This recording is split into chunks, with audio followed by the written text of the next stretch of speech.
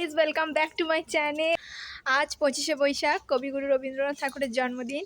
তো আজ আছে আমাদের ফাংশান, তো আমরা সেখানেই যাচ্ছি। আমি আর আমার বৌদি এখন রেডি হয়ে গেছি, দুজনে বেরিয়ে পড়েছি। এখন বাজে 2:30। প্রচণ্ড পরিমাণে রোদ, এই রোদের মধ্যেই আমাদের যেতে হবে। বলেছে 3টে থেকে শুরু, জানি না কি হবে। তাহলে চলো এবারে যাওয়া যাক। 3টে থেকে বলেছে, কিন্তু একটু তো লেট হবেই, সেটা আমরা সবাই জানি।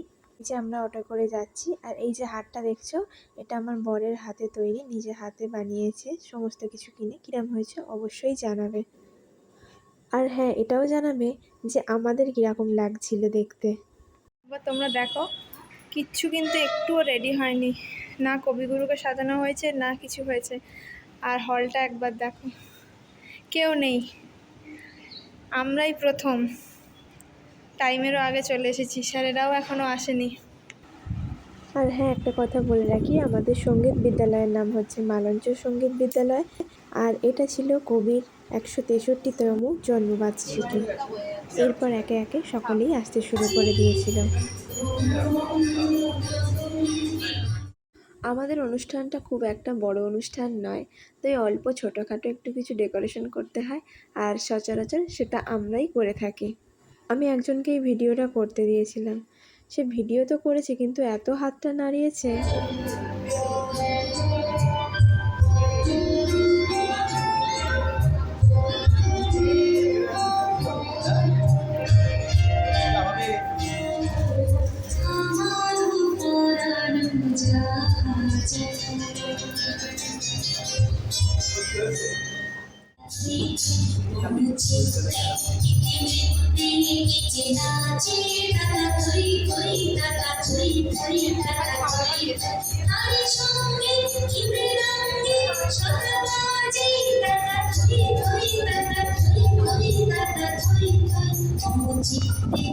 চলো, আমাদের ডেকোরেশন তো কমপ্লিট, সাথে সমস্ত কিছু রেডি হয়ে গেছে।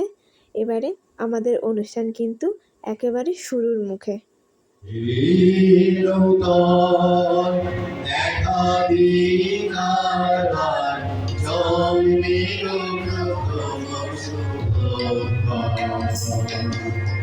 তোমার প্রকাশ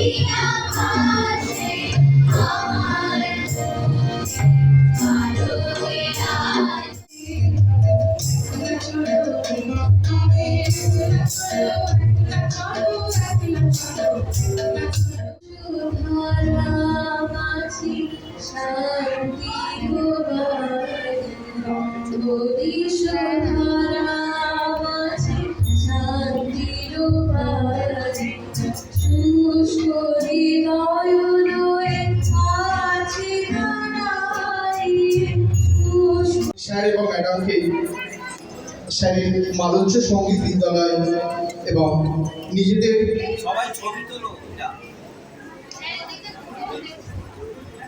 জীবনের অনেক বহু মূল্যবান সময় সারা জীবনই প্রায় কাটিয়ে দিয়েছেন এই মালঞ্চ সঙ্গীত বিদ্যালয়ের সমস্ত ছাত্রছাত্রীদের। হয়েছে যে এটা সত্যি আমি ভাবিনি। যাক, কি কি বলবো, আমরা তো বাচ্চাদের গান শেখানোর জন্য মানে উৎসুক হয়েই থাকি, সেটা সবসময় আমরা চেষ্টা করি আর কি, যাতে যেদিকে কত ভালো। আবার ভেতরে একটুখানি আমার পক্ষ থেকে কম্পিটিশনও হয় যে আমি তোমার থেকে ভালো যাবে শেখতে পারি, এরকম করি। আমার কাছে আমি বেশি ভালো করতে পারি।